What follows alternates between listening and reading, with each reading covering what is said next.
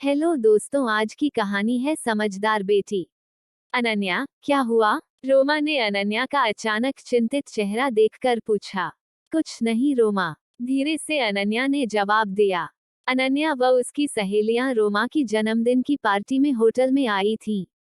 वहीं अनन्या ने देखा कि एक कपल अपनी शादी की सालगिरह बना रहा है और एक दूसरे के साथ बहुत खुश है। उनको देखकर अनन्या को अपने मम्मी पापा की याद आती है, जो उस कपल से बिल्कुल अलग है। अनन्या के मम्मी पापा एक साथ एक घर में रहते तो है, पर उनके बीच में दूरियां मिलों की है। अनन्या के पापा अक्सर अनन्या की मम्मी से लड़ाई झगड़ा किया करते थे। कई बार तो बात इतनी बढ़ जाती कि वह अनन्या की मम्मी पर हाथ भी छोड़ दिया करते थे। इन्हीं सब बातों ने अनन्या को परेशान कर दिया था। पार्टी चल रही थी, पर हमेशा पार्टी में चहकने वाली अनन्या का मन पार्टी में नहीं लग रहा था।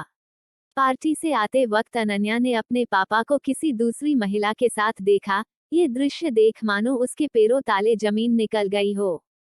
उसे अपने पापा पर बहुत गुस्सा आ रहा था और मम्मी पर दया आ रही थी। अनन्या को अपने पापा पर बहुत गुस्सा आ रहा था। उसने मन ही मन ठान लिया कि अब वो पापा से बात नहीं करेगी।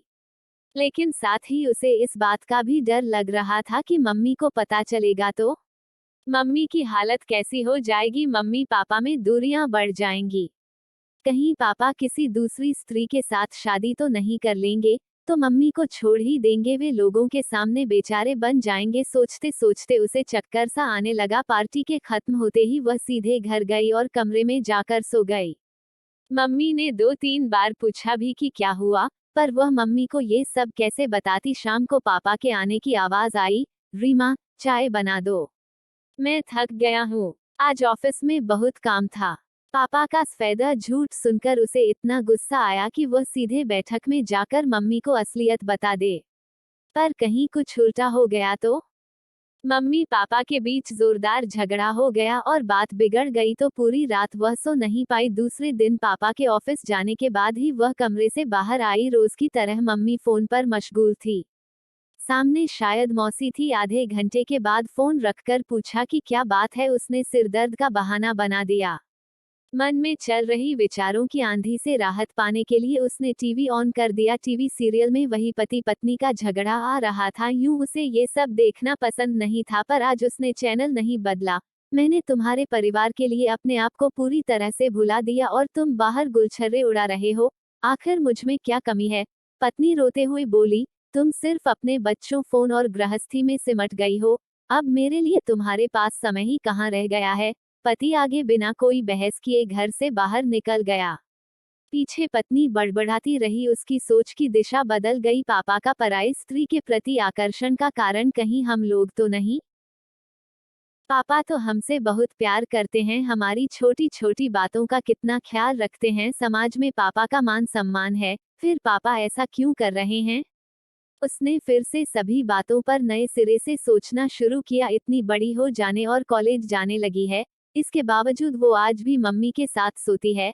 इस उम्र में भी खुद को छोटी बच्ची समझती है और छोटी छोटी जरूरतों के लिए भी, चाहे नहाने के कपड़े हों या फिर नूडल्स ही क्यों न खाना हो, मम्मी पर ही निर्भर रहती है। उसकी देखा देखी छोटा भाई भी मम्मी पर ही पूरी तरह निर्भर रहता है। वह भूल गई कि मम्मी पापा पति पत्नी भी हैं।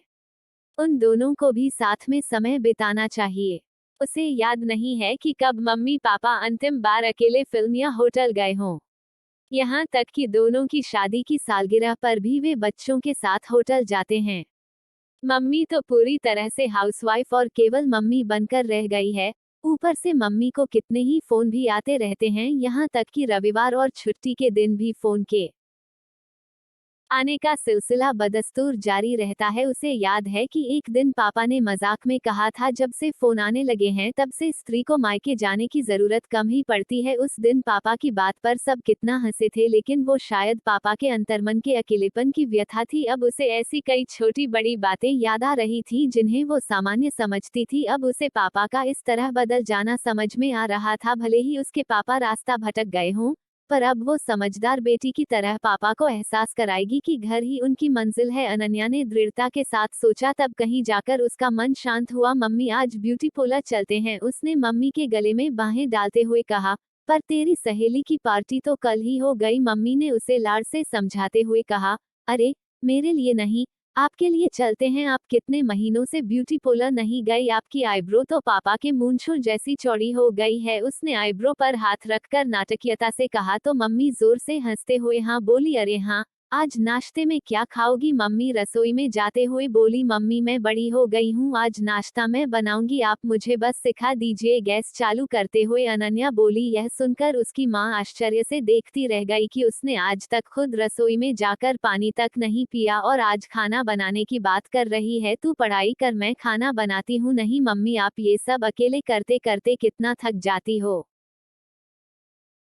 उसने मम्मी की तरफ प्यार भरी नजर से देखते हुए कहा। छोटे छोटे काम अब वो खुद करने लगी ताकि मम्मी को समय व आराम मिल सके। कितनी बार उसने मम्मी को रात को सोते समय कहते सुना था कि आज तो पूरे दिन काम करते करते कमर टूट सी गई है। रात को पापा आए, पापा आज आप मेरे हाथ की गर्मागर्म चाय पीजिए, पर हाँ, कोई कमी मत निकालना। उसने नाटकीयता से कहा। अरे मेरी बेटी बड़ी हो गई, पापा ने चाय हाथ में लेते हुए कहा। उसे लगा जैसे पापा मुंह से बड़ा शब्द कहते कहते ग्लानि महसूस कर रहे थे। रात को सोते समय उसने मम्मी से कहा, मम्मी आज मुझे कॉलेज का प्रोजेक्ट करना है, काफी देर हो जाएगी, मैं छोटू के रूम में पढ़ती हूँ।